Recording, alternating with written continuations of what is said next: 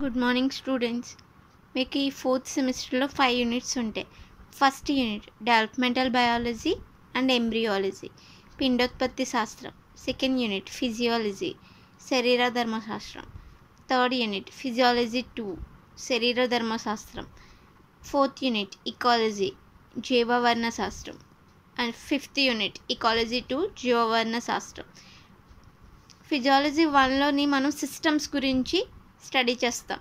2లో వచ్చేటప్పటికి ఏంటంటే మనకి నర్వస్ సిస్టమ్ని యూటిలైజ్ చేసుకుని బాడీలో ఫంక్షన్స్ ఎలా జరుగుతాయో దానికోసం స్టడీ చేస్తాం. ఇకాలజీ 1లో వచ్చేటప్పటికి ఏంటంటే ఎబయాటిక్ అండ్ బయాటిక్ ఫ్యాక్టర్స్లో ఆర్గానిజమ్స్ అనేవి ఏ రిలేషన్షిప్లో ఉన్నాయో చూస్తాం. ఇకాలజీ 2లోకి వచ్చేటప్పటికి ఏంటంటే food chain and energy transformation గురించి అండ్ న్యూట్రియంట్ సైకిల్ గురించి డిస్కస్ చేసుకుంటాం. ఓకే, మనం టుడే ఫిజియాలజీ 1 గురించి డిస్కస్ చేసుకుందాం. ఫిజియాలజీ 1 వచ్చేటప్పటికి శరీర ధర్మశాస్త్రంలో మనం మన బాడీలో జరిగే అన్ని ఫంక్షన్స్ అండ్ మెకానిజం గురించి డిస్కస్ చేసుకుంటాం. మనం ఆల్రెడీ ఎస్టర్డే ఇంట్రడక్షన్ క్లాస్లో చెప్పుకున్నాం. 4 సిస్టమ్స్ అనేవి ప్రజెంట్ అయి ఉంటాయి. Digestive system, circulatory system, respiratory system and excretory system. Today మనం డైజెషన్ సిస్టమ్ గురించి డిస్కస్ చేసుకుందాం.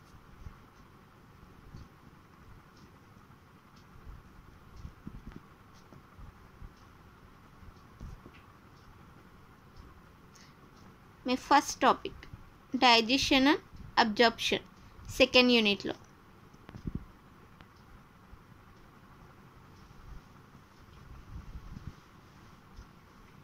జీర్ణక్రియ మరియు శోషణ.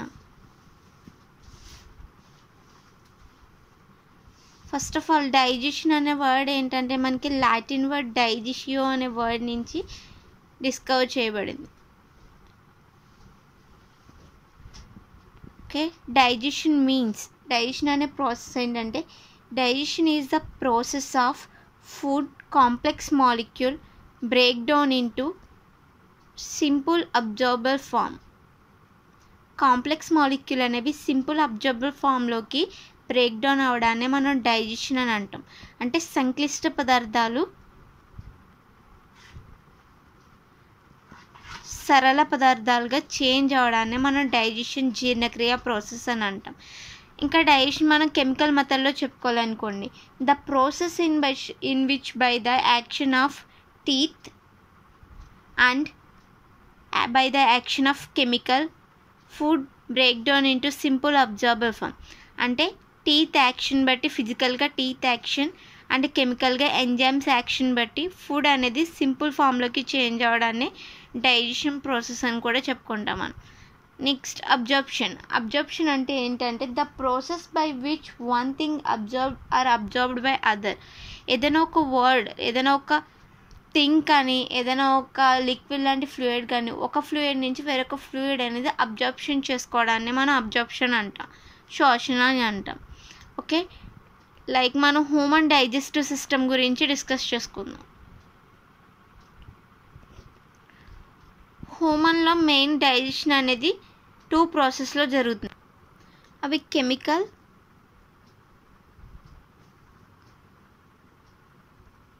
And mechanical.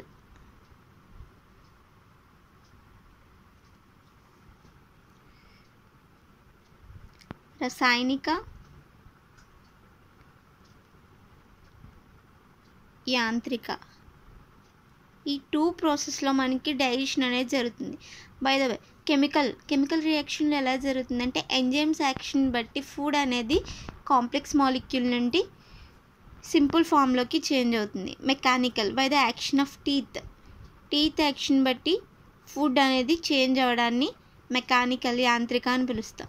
లైక్ మన digestive system, like human digestive సిస్టంలో చూసామనుకోండి, హ్యూమన్ డైజెస్టివ్ సిస్టమ్నే మనం ఎలా పిలుస్తామంటే getting food into and out of the body. ఈ డైజెషన్ ప్రాసెస్ అనేది ఒక రెస్పాన్సిబిలిటీని తీసుకుంటుంది. ఏంటంటే రెస్పాన్సిబిలిటీ ఫుడ్ని బాడీ లోపలికి తీసుకెళ్ళడం అండ్ బయటికి తీసుకురావడం. ఈ 2 ప్రాసెస్ని మనకి ఈ డైజెషన్ అనే ప్రాసెస్ అనేది చేస్తుంది మన బాడీలో. అండ్ డైజెస్టివ్ సిస్టంలో ఎలిమెంటరీ కెనాల్ ప్రజెంట్ అయి ఉంటుంది అండ్ నెంబర్ ఆఫ్ గ్లాండ్స్ కూడా ప్రజెంట్ అయి ఉంటాయి. లైక్ ఫస్ట్ ఆఫ్ ఆల్ మనం డిస్కస్ చేసుకోవాలంటే మన డైజెస్టివ్ సిస్టమ్ అనేది మౌత్తో స్టార్ట్ అయ్యి యానస్తో ఎండ్ అవుతుంది. సో వీటి మిడిల్లో మనకి చాలా పార్ట్స్ అనేవి డైజెషన్ ప్రాసెస్లో హెల్ప్ చేస్తాయి. సో ఈ పార్ట్స్ గురించి మనం డిస్కస్ చేసుకుందాం. Mouth,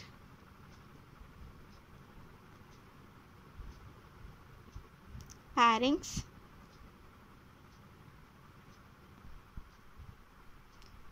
esophagus,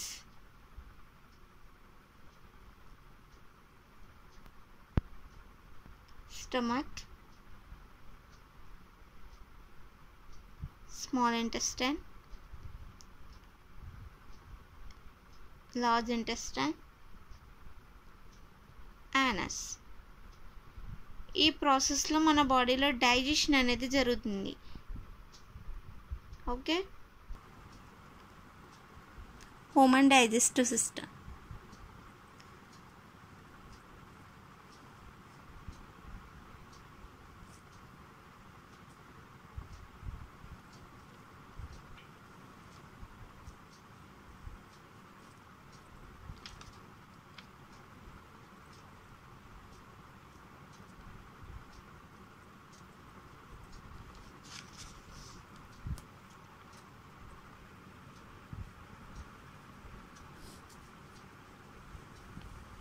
Mouth, pharynx,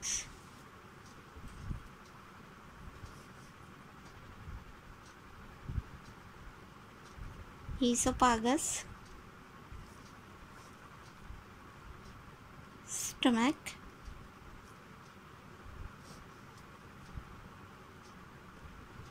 small intestine,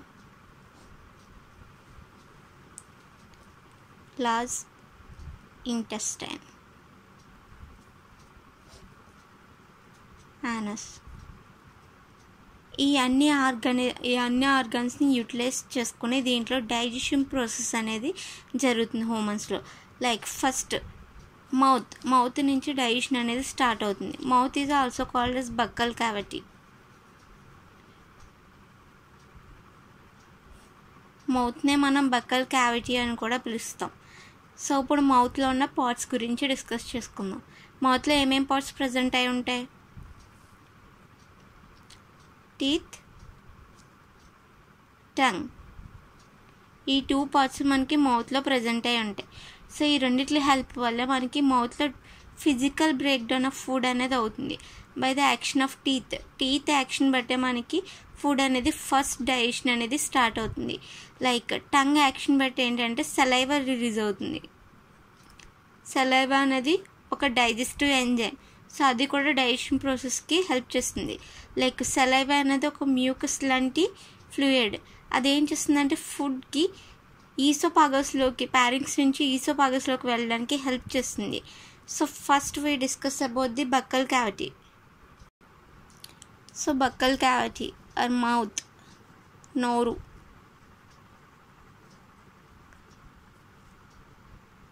so మనకి బక్కల్ క్యావిటీలో 2 లిప్స్ అనేవి ప్రజెంట్ అయి ఉంటాయి. అదొకటి lower lip and upper lip. Lower lip అనేది మూవబుల్, ఓకే.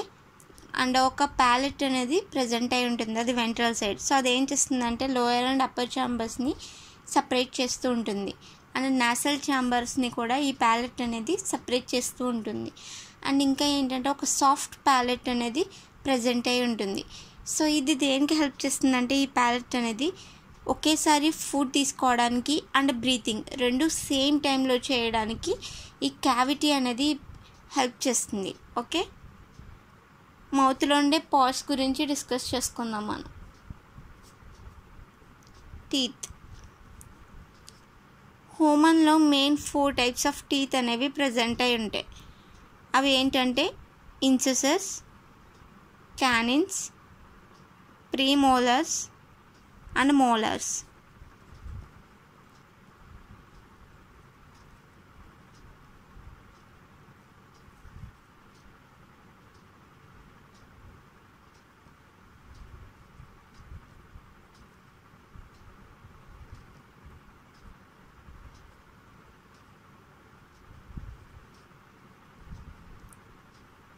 రదనికలు,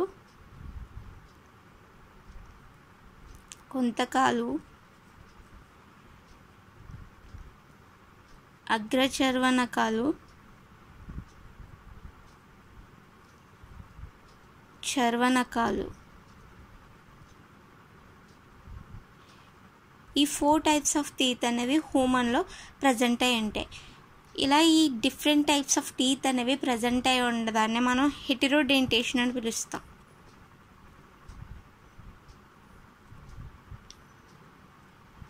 అండ్ ఇంకా స్పెషల్గా చెప్పాలనుకోండి, మనం హ్యూమన్స్లో ఏంటంటే హ్యూమన్ లైఫ్ స్పాన్లో టీత్ అనేవి 2 టైప్స్ ప్రజెంట్ అయి ఉంటాయి. అవి మిల్క్ టీత్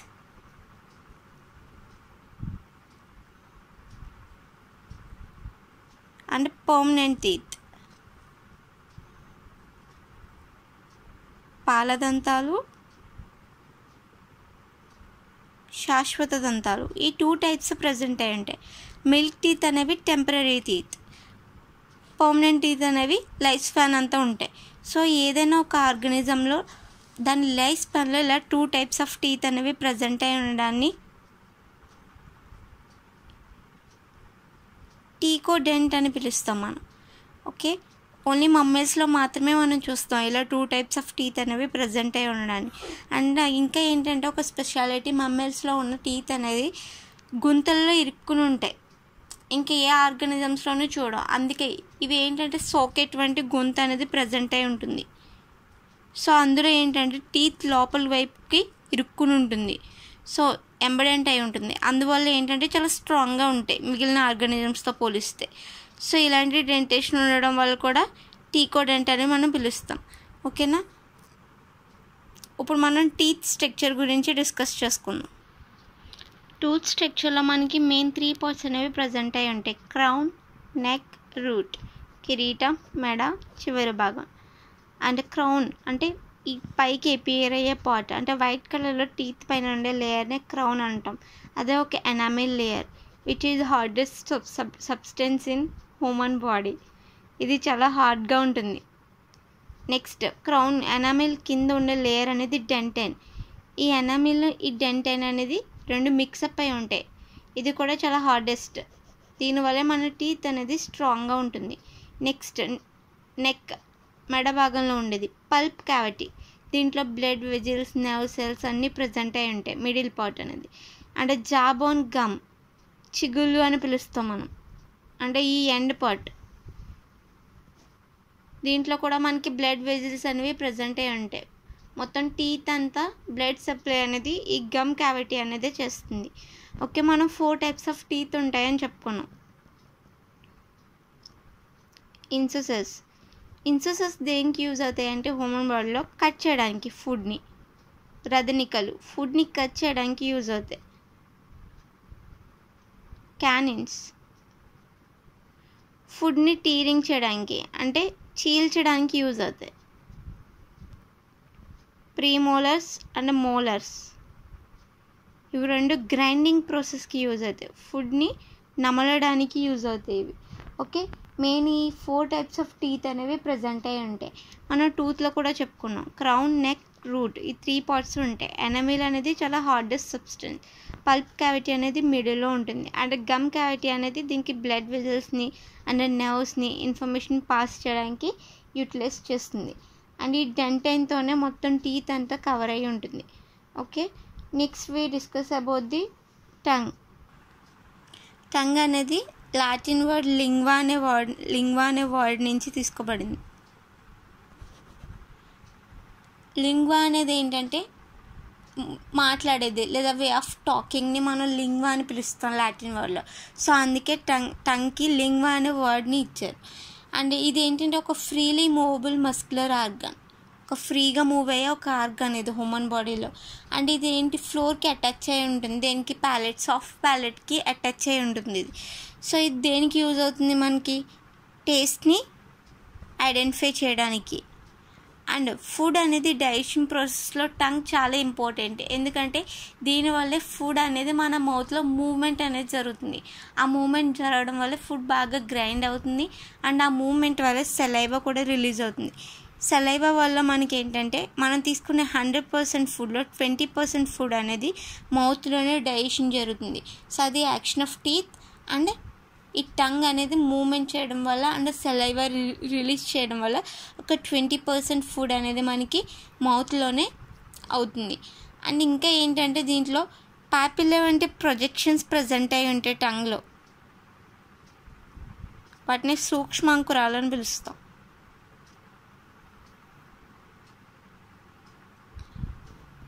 సో ఇవి ఏంటంటే టేస్ట్ బర్డ్స్. ఇవి టేస్ట్ని డిటెక్ట్ చేయడానికి యూజ్ అయ్యే టేస్ట్ బర్డ్స్. మెయిన్ ఏంటంటే టంగ్ అనేది 4 టైప్స్ ఆఫ్ టేస్ట్ని ఐడెంటిఫై చేయగలదు. Sweet, salt, bitter, sour. ఈ 4 టైప్స్ని టంగ్ అనేది ఐడెంటిఫై చేయగలదు. లైక్ ఈ ఫ్రంట్ పార్ట్ ఉంది చూసండి టంగ్లో, ఇది స్వీట్ని ఐడెంటిఫై చేయగలదు. అండ్ నెక్స్ట్ బిటర్ని ఐడెంటిఫై చేసే పార్ట్. అండ్ నెక్స్ట్ సోర్ని ఐడెంటిఫై చేసే పార్ట్. మిగిలిన పార్ట్ అంతా ఏంటంటే మనకి మెయిన్ ఎక్కువ పార్ట్ సాల్ట్ని ఐడెంటిఫై చేసే ఉంటాయి. అండ్ ఈ పైన ఉండే చిన్న చిన్న డాట్స్ లాంటివి ఉంటాయి, ఇవి స్పైస్ని ఐడెంటిఫై చేస్తాయి. సో ఇవన్నీ స్పైస్ని అబ్జర్వ్ చేసుకుంటాయి. ఎప్పుడైతే స్పైస్ ఎక్కువ తిన్నారో ఈ పాపిల్ స్ట్రక్చర్స్ పైకి ఇలా లేచినట్టు కనిపిస్తాయి. అండ్ వాటర్ తాగానే ఇవి నార్మల్ స్టేజ్కి వెళ్ళిపోతాయి. ఎక్కువ టంగ్లో ఏంటంటే సాల్ట్ని ఐడెంటిఫై చేస్తే టేస్ట్ బర్డ్స్ ఎక్కువగా ఉంటాయి. సో ఇది ఫ్రీగా మూమెంట్ అనేది అవుతుంది. సో దీనివల్ల మనకి ఇంకో యూస్ కూడా ఉంది. మనం మాట్లాడగలుగుతున్నాం అంటే ఏంటంటే అర్థం ఈ టంగ్ అనేది మూమెంట్ బాగుండడం వల్లే మనం మాట్లాడగలుగుతున్నాం. మన స్పీచ్కి యూజ్ అవుతుంది, అలాగే డైజెషన్ కూడా యూజ్ అవుతుంది. డైజెషన్ అనేది ఇది ప్రైమరీ ఆర్గన్ డైజెషన్ స్టార్ట్ అవ్వడానికి. అందుకే దీన్ని యూనివర్సల్ టూత్ బ్రష్ అని పిలుస్తారు టంగ్ని. ఓకే, నెక్స్ట్ పార్ట్ ఏంటి? మౌత్, టంగ్, పారింగ్స్ గురించి డిస్కస్ చేస్తాం. ఈ పారింగ్స్ అనేది ఏంటంటే common passenger for food and air. Air and food అనేది మన బాడీలోకి వెళ్ళడానికి కామన్ ప్యాసింజర్ ఏంటి? పారింగ్స్. ఈ పారింగ్స్ ఏంటంటే 2 ట్యూబ్ లాంటి స్ట్రక్చర్స్ ఉంటాయి. ఒకటి ఫ్రంట్ సైడ్ ఉంటుంది, ఒకటి బ్యాక్ సైడ్ ఉంటుంది. సో ఈ 2 ట్యూబ్ లాంటి స్ట్రక్చర్స్ ఏం చేస్తుందంటే ఫ్రంట్ సైడ్ మనకి ఎయిర్ పైప్ అనేది ఉంటుంది, బ్యాక్ సైడ్ ఏముంటుందంటే ఫుడ్ పైప్ ఉంటుంది. సో ఈ 2 ఒకదానికొకటి జాయింట్ అయి ఉంటాయి. అండ్ జాయింట్ అయి ఉండడం వల్ల ఏంటంటే మన ఎయిర్ అంటే బ్రీతింగ్ ఒకేసారి చేయగలము, అండ్ ఫుడ్ కూడా ఒకసారి తీసుకోగలం, వాటర్ కూడా తీసుకోగలం. సో ఇంకా ఏంటంటే ఈ పారింగ్స్ అనేది చాలా సాఫ్ట్గా ఉంటుంది. ఈ పారింగ్స్ నుంచి ఫుడ్ ఏమవుతుందంటే నెక్స్ట్ మనకి ఈసోపాగస్లోకి వెళ్తుంది. సో ఈసోపాగస్ ఏం చేస్తుందంటే ఫుడ్ని స్టమక్లోకి వెళ్ళేలా చేస్తుంది. ఈసోపాగస్ అనేది ఏంటంటే ఒక మస్కులర్ ఆర్గన్, చాలా సాఫ్ట్గా ఉంటుంది. సో ముడుచుకుపోయే అవకాశం ఉంది. అలా అవ్వకుండా ఏంటంటే ఈసోపాగస్ని కవర్ చేస్తూ, ఈసోపాగస్ ఆహార వాహిక, దీన్ని కవర్ చేస్తూ సి షేప్లో ఏంటంటే రింగ్స్ వంటి స్ట్రక్చర్స్ ఉంటాయి. ఈ రింగ్స్ ఏం చేస్తాయంటే ఫుడ్ని నములుతున్నప్పుడు కానీ ఎయిర్ని తీసుకుంటున్నప్పుడు కానీ ఆ బ్యాగ్ లాంటి స్ట్రక్చర్ అనేది ముడుచుకుపోకుండా, స్ట్రింకింగ్ అనేది ఏమీ అవ్వకుండా ప్రొటెక్ట్ చేస్తూ ఉంటుంది. లైక్ ఎలాంటి షేప్ స్ట్రక్చర్స్ ఏమీ లేవనుకోండి, అది స్ట్రింక్ అయిపోతుంది, అంటే ముడుచుకుపోతుంది. దానివల్ల మనకేంటి, మనం తీసుకున్న ఫుడ్ అనేది మన మౌత్లోనే ఆగిపోతుంది, ఎయిర్ కూడా వెళ్ళదు. సో అలాంటి ప్రాబ్లమ్స్ ఏమీ రాకుండా ఈ షేప్లో ఉన్న మస్కులర్ ఆర్గన్స్ ఏంటి అంటే దీన్ని ప్రొటెక్ట్ చేస్తూ ఉంటాయి. ఓకే, నెక్స్ట్ ఈసోపాగస్ ఏమవుతుందంటే స్టమక్లోకి ఓపెన్ అవుతుంది. స్టమక్ అనేది ఒక మస్కులర్ బ్యాగ్ లైక్ స్ట్రక్చర్, అంటే ఇది స్ట్రెచ్ అవ్వగలదు అంటే ఎక్స్పాండ్ కూడా అవ్వగలదు, సాగే గుణం ఉంటుంది దీనికి. సో అందుకే దీన్ని మస్కులర్ బ్యాగ్ లైక్ స్ట్రక్చర్ అని పిలుస్తాం మనం. నెక్స్ట్ మనకి స్టమక్లో మెయిన్ 2 పార్ట్స్ అనేవి ప్రజెంట్ అయి ఉంటాయి, small intestine and large intestine. Small intestine అనేది లార్జెస్ట్ ఇంటెస్టైన్. స్మాల్ ఇంటెస్టైన్లో మనకి 3 పార్ట్స్ అనేవి ప్రజెంట్ అయి ఉంటాయి. Duodenum, jejunum, ileum. ఈ 3 పార్ట్స్ మనకి ప్రజెంట్ అయి ఉంటాయి.